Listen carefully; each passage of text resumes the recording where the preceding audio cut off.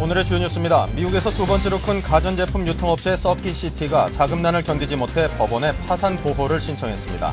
제품 공급 대금이 채무로 묶여있는 삼성전자와 LG전자의 피해가 예상됩니다. 간밤에 뉴욕 증시가 중국 정부의 초대 규모 경기 부양책에도 불구하고 약세를 나타냈습니다. 급등세로 출발했던 다우지수는 장중 서킷시티와 GM의 악재에 밀려 73.27포인트 내린 8,870.54로 마감했습니다. 내년부터 재산을 등록해야 하는 기혼 여성 공직자는 시부모가 아닌 친정부모의 재산을 공개해야 합니다. 행정안전부는 남녀 평등을 주장하는 각계 반발을 고려해 새 개정안을 마련했습니다. 미국 정부는 세계 최대 보험사인 AIG에 대해 총 1,500억 달러 규모의 새 구제 방안을 확정했습니다. 당초 850억 달러였던 대출 규모를 600억 달러로 줄이는 대신 우선주 매입에 400억 달러를 직접 투입하기로 했습니다.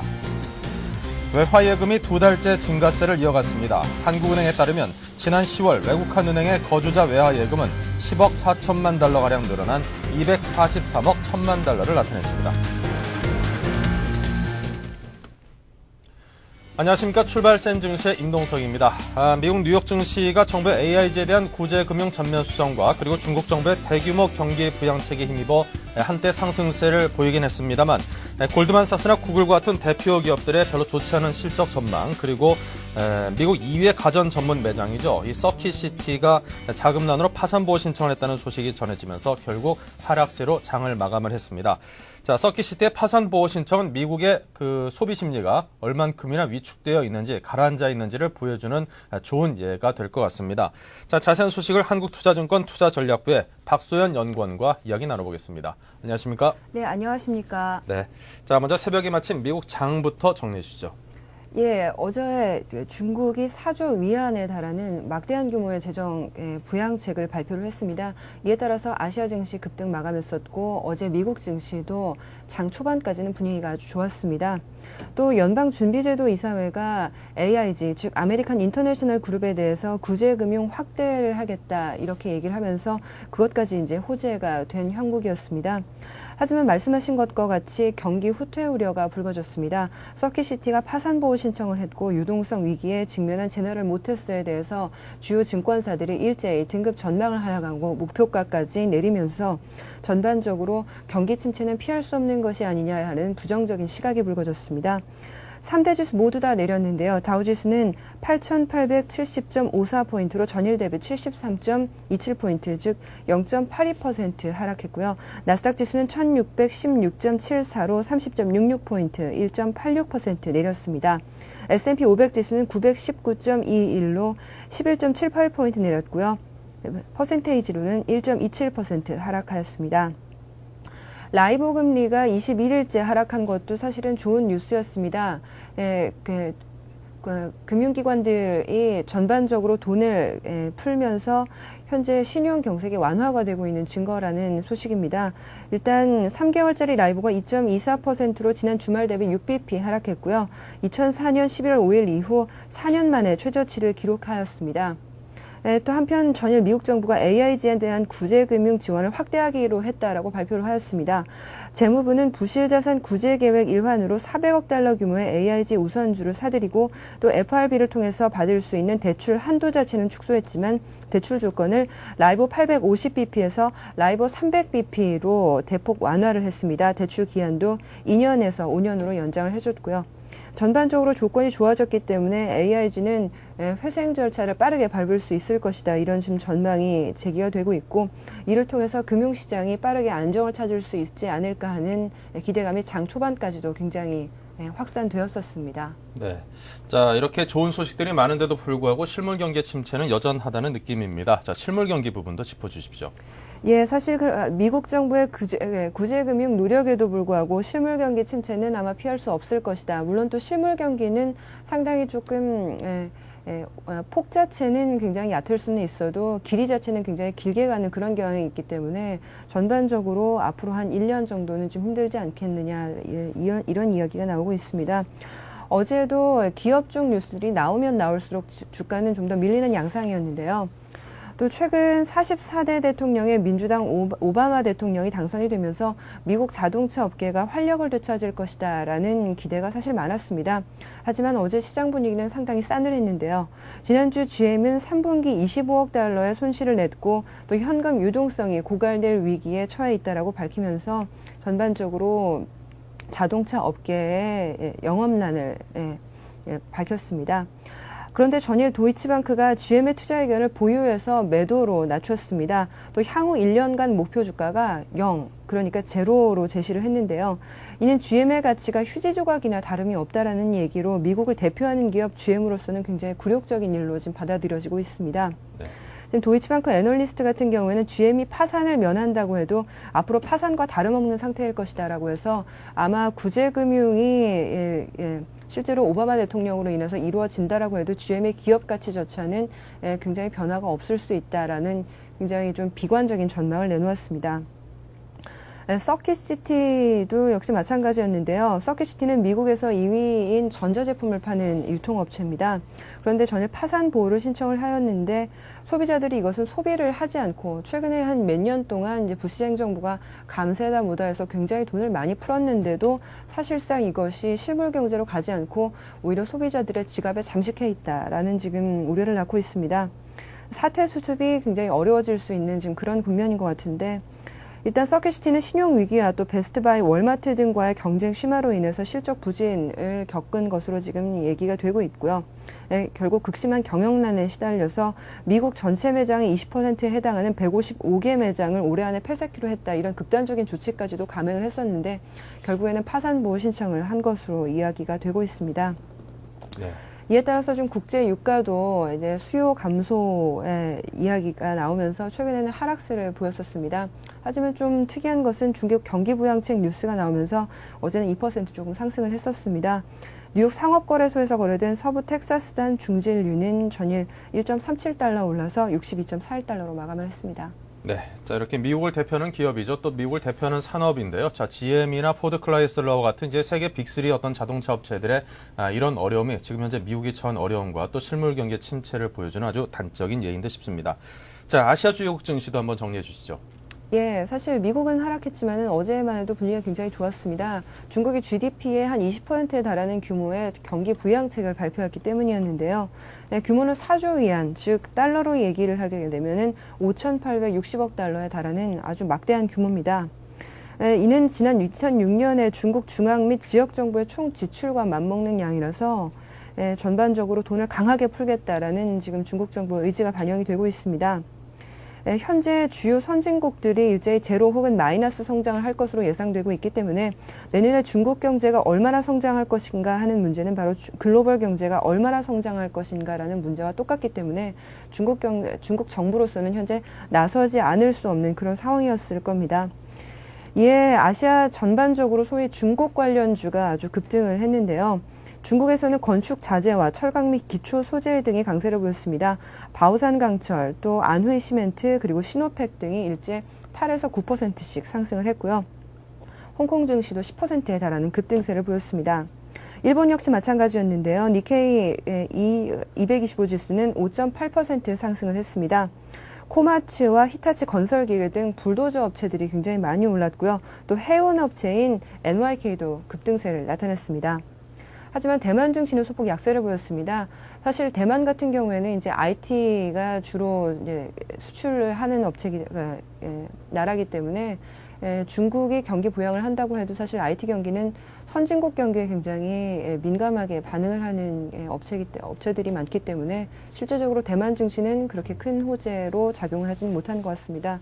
어제 대만 증시는 소폭 하락 마감했습니다. 네, 자 이렇게 해서 아시아 증시의 움직임까지 전 세계 글로벌 증시를 쭉 한번 훑어서 정리를 해드렸습니다. 자 지금까지 한국투자증권 투자전략부의 박소연 연구원과 이야기 나눴습니다. 고맙습니다. 네, 감사합니다.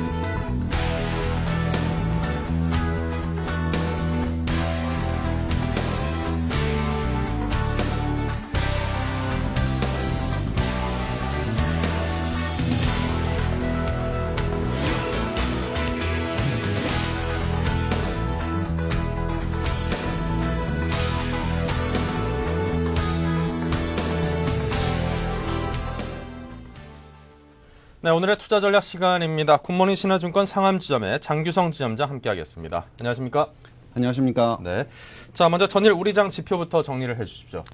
네, 전일 우리 시장은 코스피 지수가 플러스 17포인트, 1152포인트로 마감을 하였고요.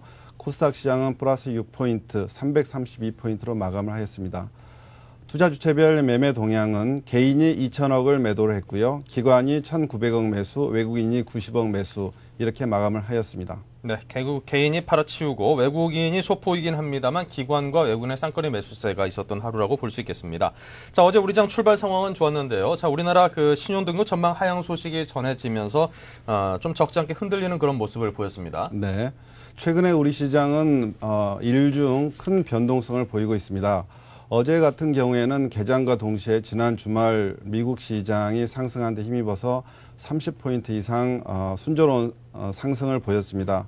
하지만 영국계 신용평가 회사죠. 피치가 우리나라 신용 등급 전망을 부정적으로 이렇게 의견을 내면서 지수가 장중에 30포인트 이상 상승하던 지수가 마이너스까지도 보였습니다만 중국에서 40조 위안, 우리나라 돈으로 800조 원에 달하는 대규모 경기 부양책을 발표를 하면서 우리 시장이 호황제 싸움에서 중국 쪽 경기 부양책에 더 호재에 민감하게 반응을 하면서 지수가 상승으로 마감을 하였습니다.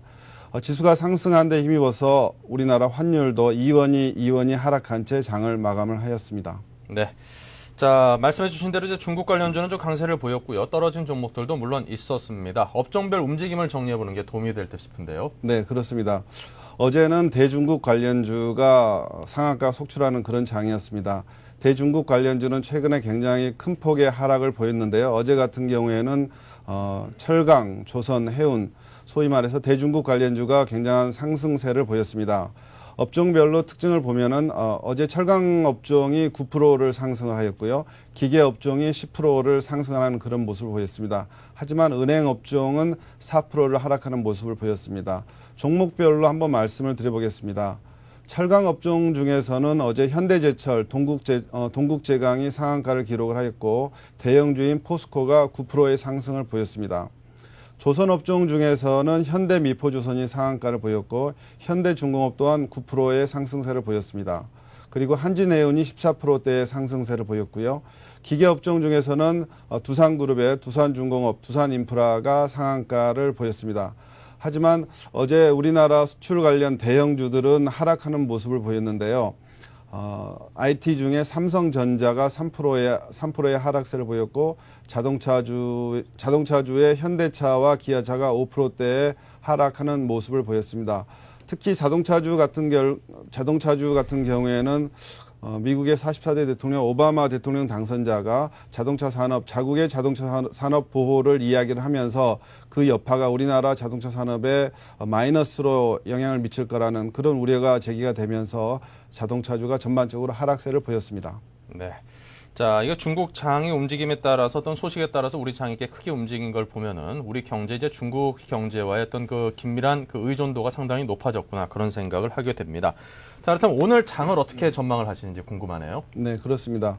최근 우리 시장은 하루의 변동폭이 심할 때는 100% 가까이 이를 정도로 변동성이 굉장히 커지고 있습니다. 이는 금융시장을 안정시키려는 각국 정부의 노력과 그다음에 금융위기에서 실물경제 위기로 번져가는 지표의 악화가 서로에게 새 겨루기를 하면서 장중 변동폭이 굉장히 큰 것을 볼 수가 있는데요. 또한 수급적으로도 기관과 외국인의 매매 비중은 점점 줄면서 개인들은 매매 비중이 최근에는 63%에 이를 정도로 개인들 비중이 커지고 있습니다. 그래서 이런 이유들로 시장의 변동성이 굉장히 커지고 있습니다. 10월 코스피 시장은 어제 같은 경우에는 지수가 21선을 상승을 했는데요. 차트를 한번 보도록 그렇게 하겠습니다. 차트를 보시면은 지수가 지금 주황색으로 보이는 선이 지수 1130선인데요. 1130선을 상승하면서 어제 1150선에 시장이 걸쳤습니다. 그래서 기술적 기술적으로만 봤을 때 차트가 21선을 상승을 하고 지난주 금요일 날 큰 폭의 양봉을 기록을 한 다음에 어제 호재와 악재가 굉장히 힘을 겨뤘지만은 호재에 더 민감하게 반응을 하면서 우리 시장이 20일 주황색으로 보이는 선 1130선을 돌파를 해서 1150선에 걸쳤기 때문에 추가로 상승할 수 있는 그런 가능성을 보여주고 있다고 생각을 합니다. 네. 자, 오늘 장에 대해서 추가로 상승할 것으로 점을 쳐주셨습니다. 그렇다면 이 추가로 상승할 것을 전제로 깔고 오늘 전략을 갖고 가야겠군요. 예, 그렇습니다. 변동성이 큰 장세에서 최근 같은 장에서는 단기 트레이딩 관점으로 보시는 게 좋겠다는 그런 생각입니다. 한미 통화수합 협정 체결로 외환 위기의 한 고비를 넘겼지만은 우리나라를 비롯해서 전 세계는 금융 위기에서 촉발된 실물 경기의 악화에 직면을 하고 있습니다. 그래서 코스피 시장의 변동성이 커지고 있다고 말씀드렸는데 우리 시장이 직면하고 있는 호악재 요인을 한번 살펴보도록 하겠습니다. 호재 요인은 한국은행의 정책금리 인하로 신용 경색이 완화가 되고 있습니다. CD 금리가 하락을 하는 모습이라든지 그다음에 외환시장에서는 라이보 금리가 하락을 하는 그런 모습을 볼 수가 있고요. 그다음에 국내외 펀드에 자금이 유입이 되고 있습니다. 특히 고객예탁금이 11조 원에 육박하는 그런 모습을 보이고 있고요. 그다음에 중국의 4조 위안에 달하는 경기 부양 대책, 이런 점은 호재 요인으로 볼 수가 있고요. 악재 요인으로는 실물 경기가 점점 나빠지는 그런 모습을 보이고 있습니다. 미국의 ISM 제조업 지수라든지 실업률이 상승을 한다든지 이런 모습은 악재 요인으로 볼 수가 있고요. 신용평가사 피치의 한국 신용등급 전망이 부정적 의견으로 나오는 것이라든지 그다음에 은행권의 대출 자산이 부실화될 우려가 있다든지 이러한 점들은 악재 요인으로 볼 수가 있습니다. 그래서 조금 전에 살펴봤지만은 오늘 장을 전망을 하면은 기술적으로는 21선을 돌파를 하면서 추가 상승을 기대를 해볼 수가 있습니다. 하지만 변동성이 큰 장세이기 때문에 단기적인 트레이딩 관점에서 매매를 했으면 싶고요. 특히 시가총액이 큰 대형주보다는 재료를 가진 대체에너지 관련주, 그다음에 신약개발과 관련된 의약품 업종, 그다음에 지금 11월이 다 됐죠. 배당 투자에 관심을 가져야 되는데 배당 투자 유망 종목에 관심을 갖는 게 좋겠다는 그런 생각입니다. 네, 자, 호재와 악재가 함께 있는 그런 시장입니다. 하지만 또 요즘 들어서 캐피탈이나 리스 금융사 등등에서 좀 어떤 유동성 위기를 겪고 있다는 그런 소식도 전해지고 있으니까요. 그런 악재도 꼼꼼히 챙겨보시는 성실함이 있어야겠습니다. 자, 그렇다면 이런 장에서 추천해 주실 만한 종목 어떤 것들을 추천해 주시겠습니까? 예, 오늘 저는 농심, 그다음에 강원랜드, 대한전선, 남해화학 이 네 종목 정도를 관심을 가지고 보고 있는데요. 오늘은 농심과 강원랜드에 대해서 말씀을 드리고 싶습니다. 네, 오늘 처음 말씀해 주시는 두 종목입니다. 농심과 강원랜드입니다. 예, 첫 번째 강원랜드입니다. 강원랜드는 첫 번째 실적 호전주로 볼 수가 있습니다. 3, 4분기 매출액, 영업이익, 순이익이 전년 동기 대비해서 각각 14%, 18% 증가를 하였습니다. 두 번째 포인트는 경기 방어주입니다. 최근에 강원랜드는 사행산업을 강화하겠다는 그러한 사행산업통합감독위원회의 규제 방안에 따라서 주가가 장중에 9,000원까지도 하락을 하였습니다. 하지만은 이런 카지노, 경마, 경륜에 대해서 매출 총량을 규제하려는 사행산업통합감독위원회의 조치에 대해서 정부는 세수 감소라든지 그다음에 해외 카지노 이용자가 증가할 것을 우려를 해서 그러한 걸 정부가 우려를 하고 있기 때문에 규제안이 나와도 강원랜드 수익에 큰 영향을 미치지는 않을 것으로 보여집니다. 이에 따라서 규제 리스크는 해소 국면에 접어들었다는 그런 판단이고요.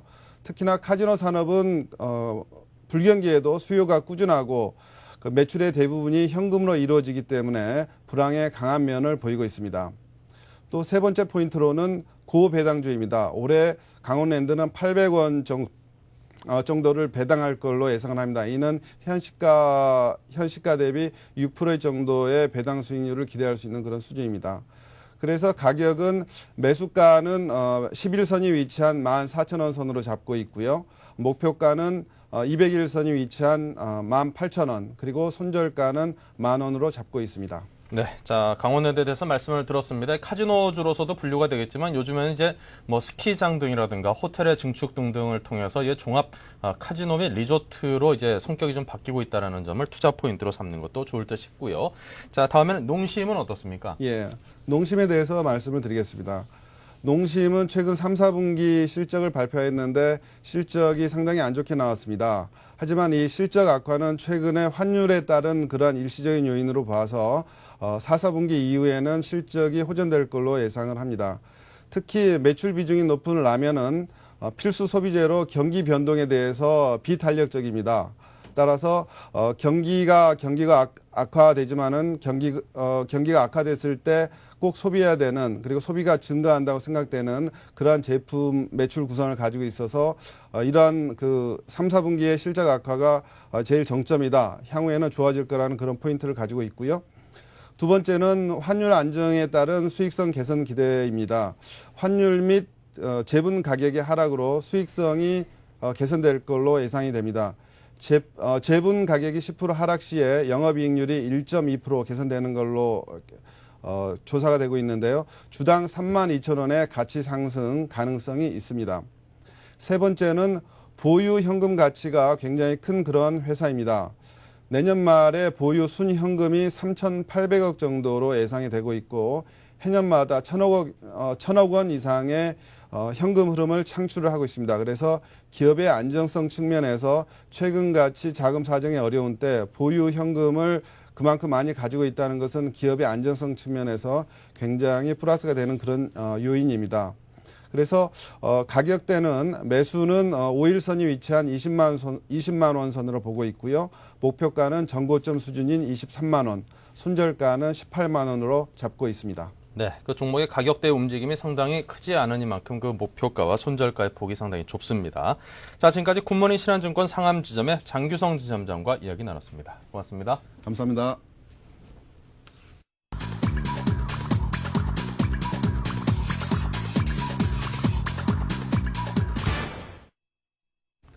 네, 시간이 8시 57분 40초를 막 지났는데요. 동시효과 상황을 통해서 지금 장의 움직임을 측정해 보도록 하죠. 네, 지금 보시는 것처럼 대부분의 종목들이 상당히 큰 폭의 하락세를 보이고 있습니다. 상승하는 종목들이 별로 눈에 띄지 않는데요. 녹십자, NC소프트, SK텔레콤, 신한지주, 그리고 삼성화재와 KT, 신도리코, 현대 엘리베이터, 오뚜기, 대교 등등만 상승세를 보이고 있습니다. 하지만 그 상승폭은 1%에서 2% 정도의 소폭이고요.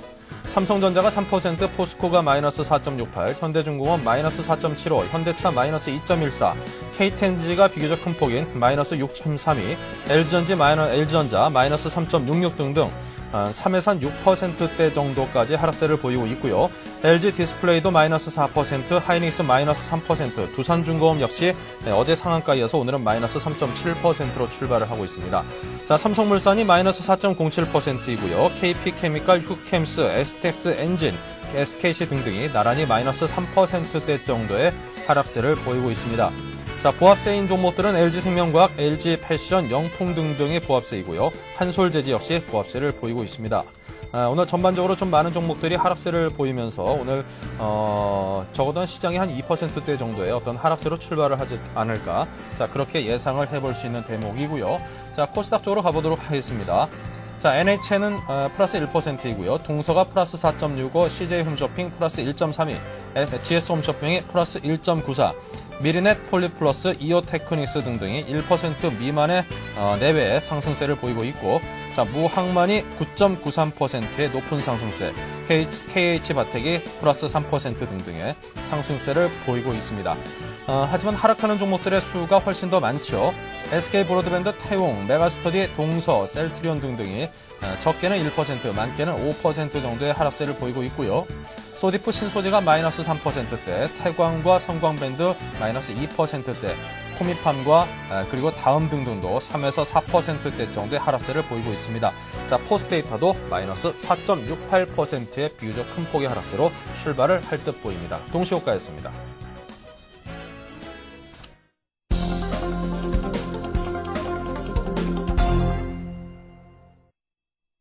네, 조금 전 보신 것처럼 오늘 장의 출발 상황이 그다지 좋지 않습니다. 미국에서 들려온 자동차 업계의 불황 소식, 그리고 서킷시티 등과 같은 소비 경기의 단적인 위축세를 보여주는 그런 예들이 나타나면서 실물 경기 위축에 대한 그런 부담감이 이제 시장에 본격적으로 작용을 하는 게 아닌가 싶습니다.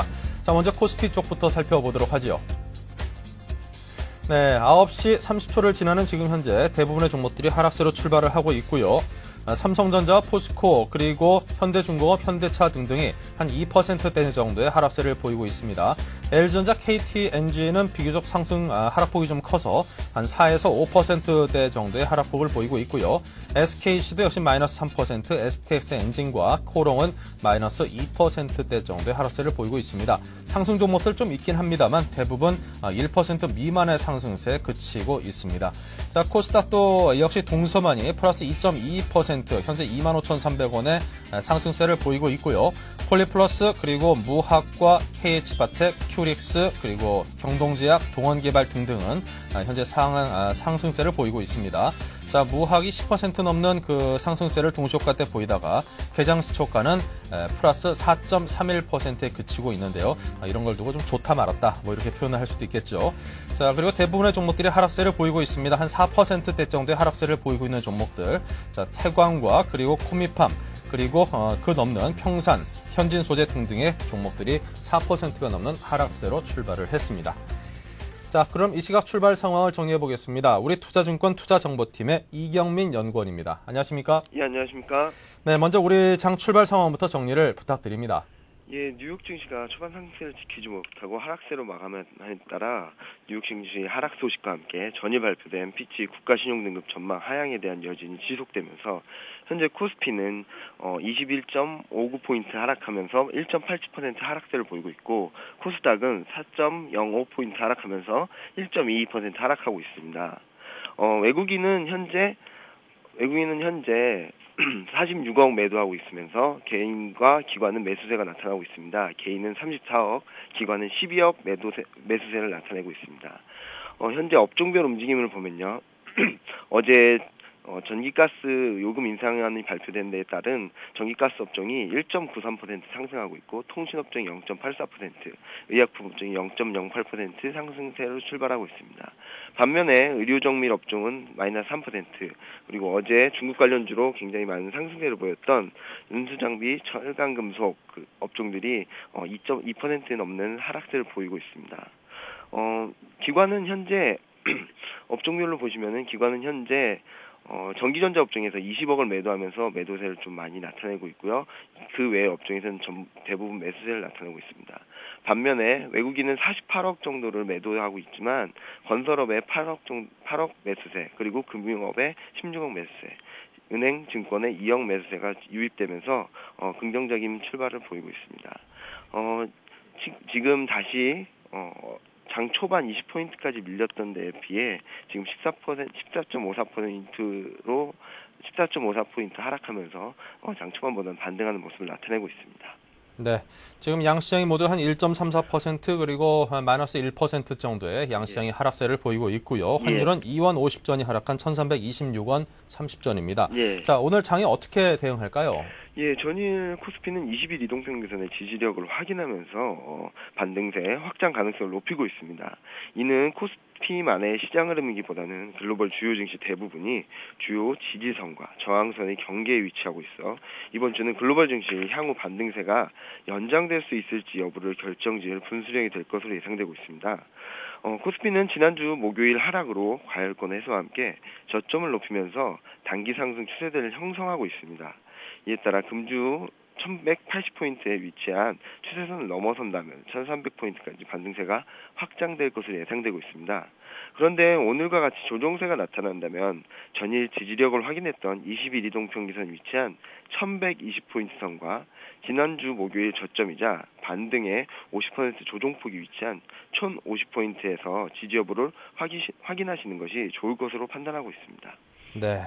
자, 그렇다면 눈여겨볼 만한 종목과 업종도 함께 말씀해 주십시오. 예, 최근 글로벌 증시나 그리고 특히 국내 증시를 보더라도 등락이 굉장히 크게 나타나고 있습니다. 변동성이 굉장히 확대된 상태로 유지되고 있다는 것인데요.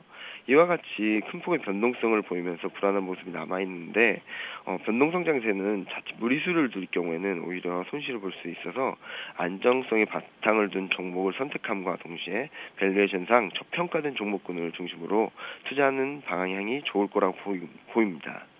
우선 안정성의 바탕을 둔 종목군에는 내구 소비재, 의류, 유통, 통신, 음식료 등 내수주에 대한 관심이 필요할 것으로 보입니다.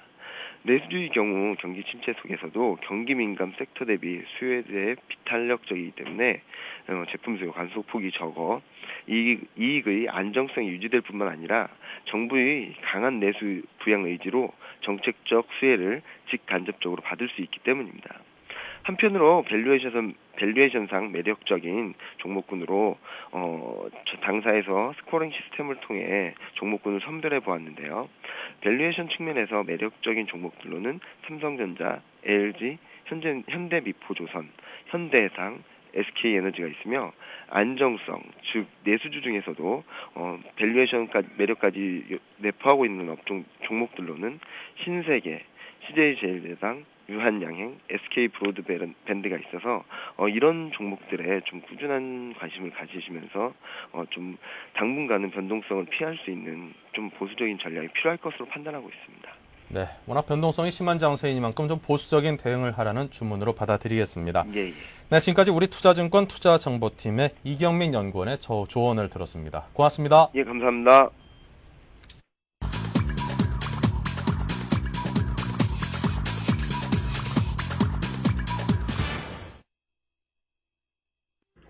안녕하십니까. 11월 11일 오늘의 서울경제 주요 뉴스 브리핑입니다. 국제신용평가기관인 피치가 한국의 국가신용등급 전망을 안정적에서 부정적으로 낮췄습니다. 신용등급은 기존의 A+를 유지했지만 내년 4월에는 하향 조정될 가능성이 높아진 것입니다. 한국 정부와 금융당국의 사전 대응에 문제가 있지 않냐는 지적이 나오고 있습니다. 중국이 무려 10조 위안, 우리 돈으로 1940조 원을 투입하는 초대규모 경기부양책에 나서기로 했습니다. 또 이 같은 중국판 뉴딜 정책의 효과를 극대화하기 위해 금리와 지급준 비율을 내려 시중 유동성을 늘릴 계획입니다. 국민펀드에서 반토막 펀드로 전락한 인사이트 펀드에 대해 금융감독원이 칼을 빼들었습니다. 인사이트 펀드가 설립 당시의 방침을 따르지 않고 중국에 이른바 몰빵 투자를 했는지 조사하겠다는 의사를 내비친 것입니다. 약관 위반으로 결론이 날 경우 줄 소송이 우려됩니다. 내년도 서울시의 총 사업비 16조 5천억 원 중 22.7%에 해당하는 3조 7천억 원이 사회복지 부분에 편성됐습니다. 지난해보다 7.2%가량 늘어난 규모로 저소득층 및 장애인 지원과 어린이집 육성에 집중적으로 쓰일 예정입니다. 내년도 서울시의 전체 예산은 21조 원으로 정해졌습니다. 정부는 중소기업의 유동성을 지원하기 위해 신용보증기금과 기술보증기금을 제공하는 부분 보증 비율을 95%로 확대할 계획입니다. 또 프라이머리 담보보증권을 연말까지 1조 원, 내년에 추가로 2조 원을 발행하기로 했습니다. 생산자 물가가 3개월 연속 하락했습니다. 한국은행이 발표한 10월 생산자 물가는 전월 대비 0.3% 하락해 8월과 9월에 이어 3개월째 하락세를 나타냈습니다. 생산자 물가가 한두 달 시차를 두고 소비자 물가에 반영된다는 점을 감안하면 소비자 물가 상승 압력이 다소 줄어들 전망입니다. 경기 불황으로 작은 금액이 걸린 소송이 급증하고 있습니다. 10월 말 현재 전국 법원에 접수된 2천만 원 미만 소액 사건은 모두 72만 건으로 지난해보다 10만 건가량 늘었습니다. 변호사를 수임할 경우 비용이 드는 것을 피하기 위해 나홀로 소송도 증가하는 추세입니다. 글로벌 금융위기로 캐피털 업계가 위축되면서 자동차 판매도 차질을 빚고 있습니다. 캐피털사들이 자금 조달을 못해 대출을 중단하면서 전체 판매량의 70에서 80%를 할부 금융에 기대는 자동차 업계도 영업이 어려워진 것입니다. 가뜩이나 소비 위축으로 타격이 큰 자동차 업계가 더욱 위기에 몰린 모습입니다. 이상 오늘의 서울경제 주요 뉴스 브리핑이었습니다.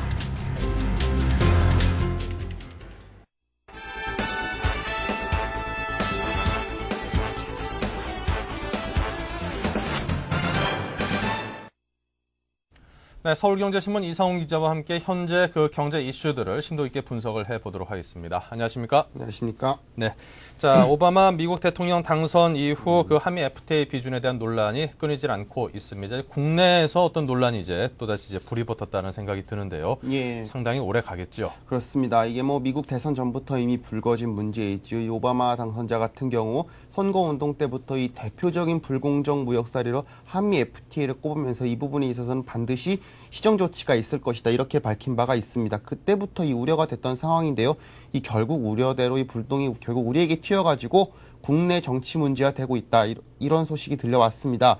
이 쟁점은 굉장히 간단합니다. 이 양국 정부 간 맺은 한미 FTA 조약을 과연 우리 국회가 먼저 비준을 해야 되느냐 말아야 되느냐 선 비준의 바로 문제로 좀 문제를 핵심을 좁혀볼 수가 있습니다. 이 정부와 한나라당 입장은 사실 굉장히 간단합니다.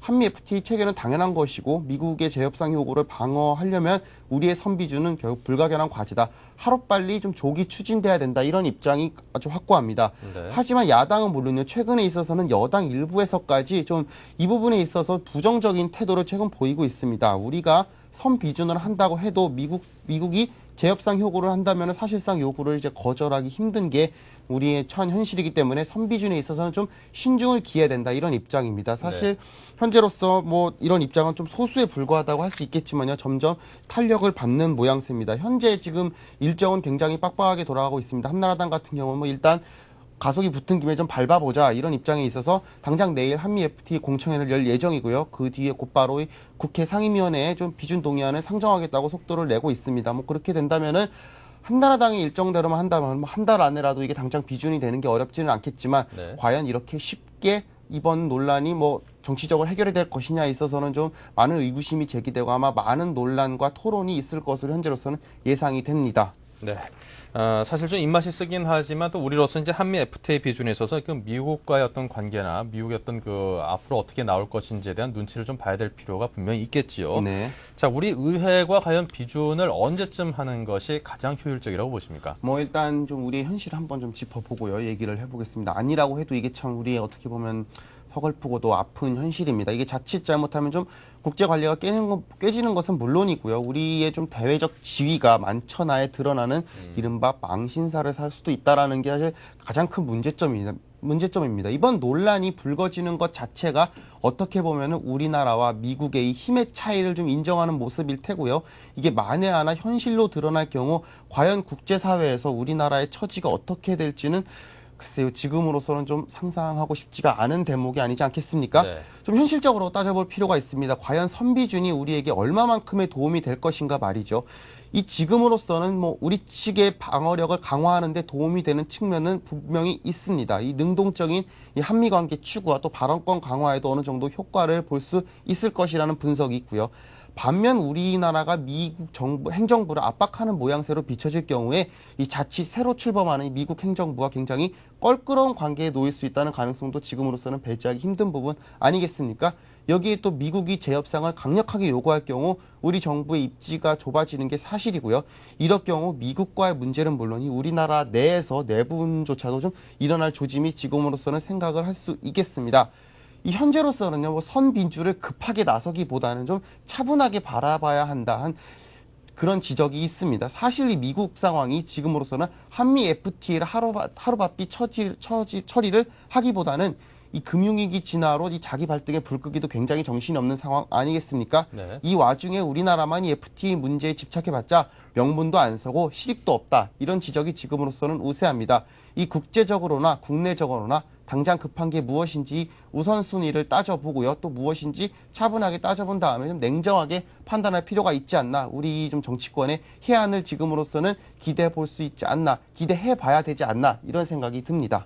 네. 어쨌거나 좀 상당 기간 좀 고민을 하고 최적의 시점을 찾아내는 그런 현명한 지혜를 발휘해야만 하겠습니다. 자, 그리고 어제 그 발표가 됐었죠. 국제신용평가사인 피치가 우리나라 그 신용등급 전망을 부정적으로 하향 조정했다는 소식이 우리의 증시를 좀 뒤흔들었습니다. 네, 어제 바로 저희가 이 시간에 갑자기 발표가 됐었죠. 네. 미국 시간으로는 사실 업무가 끝난 밤 시간이어서 이런 보고서가 갑작스럽게 나온 것 자체가 저희를 굉장히 좀 당황스럽게 만들었는데요. 네. 이 미국이 피치사가 한국의 신용 등급 전망을 안정적에서 부정적으로 하향 조정했다는 소식입니다. 이 피치사는요, 이날 발표문에서 최근 은행들의 이 차입 축소, 딜레버리지라고 하죠. 또 자산 가치 하락이 이 대외 신인도를 악화시킬 우려가 있고, 또 한국은행이 외환 시장에 개입할 경우 이 문제가 커질 수 있다면서 이 등급 전망의 조정 배경을 설명했습니다. 이 아시아 국가 중에서는요, 우리와 함께 말레이시아가 같이 하향 조정됐습니다. 지금으로서는 내년 4월에 이 피치사가 연례 협의를 할 예정인데요. 여기서 이 한국의 신용 등급이 하향 조정될 가능성에 있어서 지금으론 가장 큰 우려감을 제기해 볼 수 있겠습니다. 네.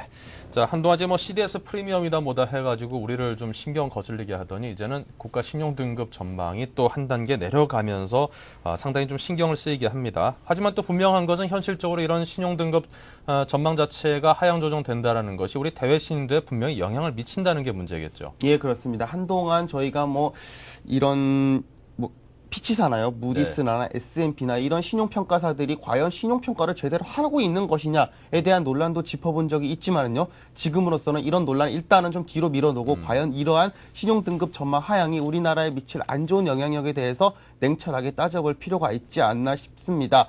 10년 전으로 다시 한번 거슬러 올라가 보면 이 IMF 당시에 우리나라를 위기에 몰아넣었던 어떻게 보면 직접적인 장본인이 바로 이런 피치사를 비롯한 이 신용평가사들 아니겠습니까? 이들이 네. 한꺼번에 우리나라 신용평가를 10단계 이상 내림으로 인해서 우리나라 채권이 해외에서 돌지 않게 되고 우리나라의 외환 위기를 직접적으로 가져온 장본인이다. 이렇게 얘기할 수가 있는데요. 지금으로서는 그때 저주가 다시 한번 반복되는 게 아니냐라는 우려가 그래서 나오고 있는 겁니다.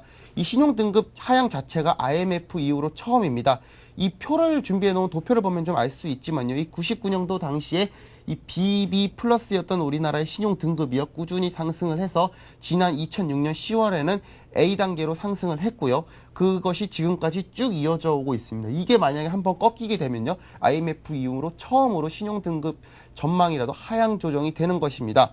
이 정부는 지금으로서 이 피치의 조치가 이 세계의 경제 침체가 가속화되는 상황에서 이 우리나라의 높은 대외 의존도가 반영된 조치라면서 좀 애써 축소시키고 있는 분위기입니다. 하지만 문제가 그리 간단치 않겠다는 게 또 하나의 큰 문제점이겠죠. 일단 아시아에서 우리나라와 함께 말레이시아만 하향 조정을 받았다는 점, 왜 하필 전 세계가 다 어려운데 이렇게 아시아에서 두 나라만 콕 집어가지고 안 좋다고 하향 조정을 하느냐, 이 부분에 있어서 우리가 한번 냉철하게 따져볼 필요가 있고요. 또 내년에 연례 협의에 있어서 당장 신용 등급 자체가 내려갈 우려가 커졌다는 점도 저희가 짚어볼 수 있지 않겠습니까? 또 실제로 우리나라 은행들의 상황이 갈수록 좋지 않아지고 악화되고 있다는 점도 우리가 한 번쯤 지적해 볼 수 있지 않을 수 없습니다. 이 특히 한국에 있는 은행들의 딜레버리지, 아까 전에도 밝힌 바가 있지만요, 이 차입 축소가 이런 걸로 인해서 유동성 리스크가 계속적으로 불거지고 있는 상황 아니겠습니까? 그렇다고 볼 때 지금으로서는 이 피치의 일회성 조치에 끝나는 것이 아니라 앞으로 S&P나 무디스 등 게 다른 신용평가사들로까지 번지 우려, 이렇게 된다면 실제로 우리나라의 좀 외환위기가 앞에서 또 외환위기 설이 아니라 진짜 외환위기가 다시 한번 올 수 있지 않을까, 지금으로서는 굉장히 좀 염려스러운 부분입니다. 이런 부분에 있어서 우리 정부나 은행들 또 여러 좀 외교 채널들을 통해서 이런 외국의 신용평가사들의 조치에 좀 촉각을 곤두세우고 현실적으로 좀 바라볼 필요가 있지 않나, 좀 그런 대응책이 필요하지 않나, 이런 생각이 듭니다. 네. 근데 이제 한편으로는 어떤 그 숲 안에 있으면은 숲의 그 상황이나 모양을, 전체적인 모양을 잘 알 수 없다고. 예. 우리가 그들의 객관성에 대해서 한번 따져먹고 싶기도 하지만 혹시 우리가 안에 있어서 잘 못 느낄 뿐 진짜 콕 찍어서 우리가 그 상황이 밖에서 볼 때는 좀 좋지 않게 보이는 그런 요인들이 좀 많지 않은 건가, 그런 염려도 같이 드는 건 사실입니다. 예, 그렇습니다. 안에서 볼 때는 사실 우리가 펀더멘탈도 좋다, 은행들도 좋다, 그런 큰 문제가 없다 하지만 이게 밖에서 볼 때는 문제가 좀 달라 보이지 않겠습니까? 이번에 IMF 구제금융을 맡게 된 아이슬란드나 헝가리나 기타 여러 국가들도 자기네 나라 안에서는 과연 문제점을 얼마나 짚어볼 수 있었냐. 또 우리나라가 10년 전 IMF 외환위기 당시에 꼭 우리가 바보 같아서 멍청해서만 우리가 몰랐을까, 실제로 좀 내부에서는 내부를 보는 눈이 좀 부족하지 않나, 이런 생각을 좀 해보면은요, 이번 이 외국 이 신용평가사들의 문제점, 비단 이 신용평가사들 자체의 문제점을 짚어보기보다는요, 지금으로서는 좀 그들의 충고를 좀 일단 한번 받아들이고 다시 한번 생각해보는 지혜가 국가적으로 필요하지 않나 이런 생각이 듭니다. 네, 과거 IMF 때도 그냥 아무 일 없는 것 같다가 그냥 며칠 새에 그냥 확 그 분위기가 반전됐던 그런 기억이 납니다. 예.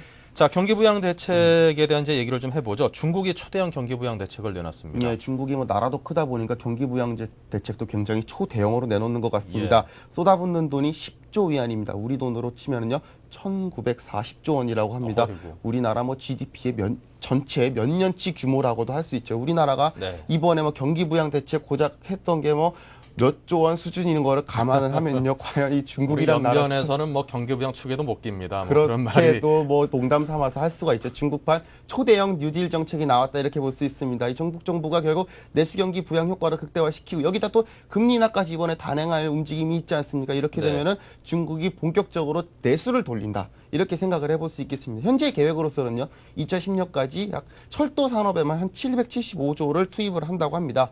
여기에 또 지방 정부들이 따라 투자 계획들도 현재 결정을 하고 있는 상황이고요.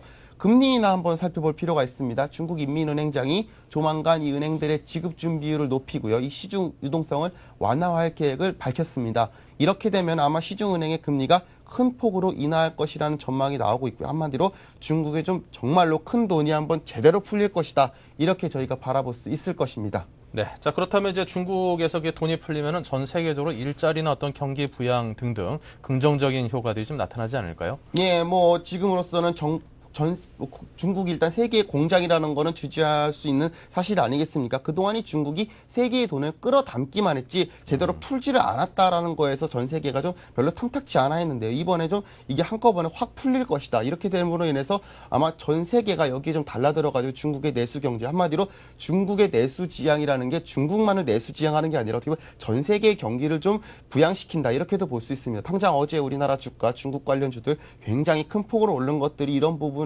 반영한다고 볼 수 있지 않겠습니까? 뭐 중국이 지금으로서는 외환 보유고도 넉넉하고요. 또 국채 발행에 있어서도 충분한 분야가 있기 때문에 이번 조치로 인해서 뭐 중국 내부의 국제적인 불균형 해소에도 도움이 되고요. 또 전 세계의 경제 성장을 잠재적으로 끌어올리는 데도 굉장히 큰 효과를 볼 수 있을 것이다. 이렇게 긍정적으로 평을 할 수 있겠습니다. 네. 자, 중국이 그동안 그 세계 공장이라는 평을 받았는데 이제 세계 공사판이 돼가지고 굉장히 많은 일자리와 비즈니스 거리들을 좀 많이 좀 쏟아내 줬으면 좋겠습니다. 예. 자, 지금까지 서울경제신문의 이상훈 기자였습니다. 고맙습니다. 고맙습니다.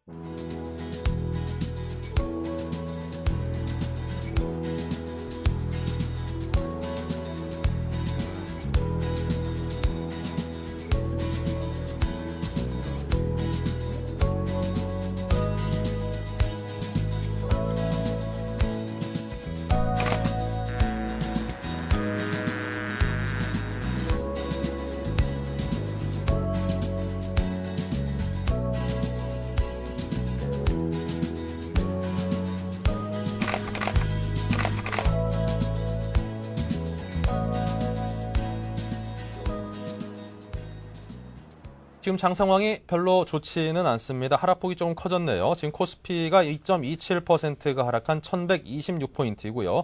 코스닥이 마이너스 1.57% 326포인트에 머물고 있습니다. 자, 환율도 현재 30원 정도가 올라서 1355원 50전 정도에 머물고 있는데요. 자, 지금 지표 상황이 별로 좋지 않게 조금 약하게 흐르는 듯합니다. 그동안의 급등세에 따른 피로감이 좀 누적됐다라고 해석을 해볼 수도 있을 것 같은데요. 자, 오늘 하루 즐겁고 건강한 하루 되시길 바라면서 저희는 여기서 인사드리겠습니다. 고맙습니다. 안녕히 계십시오.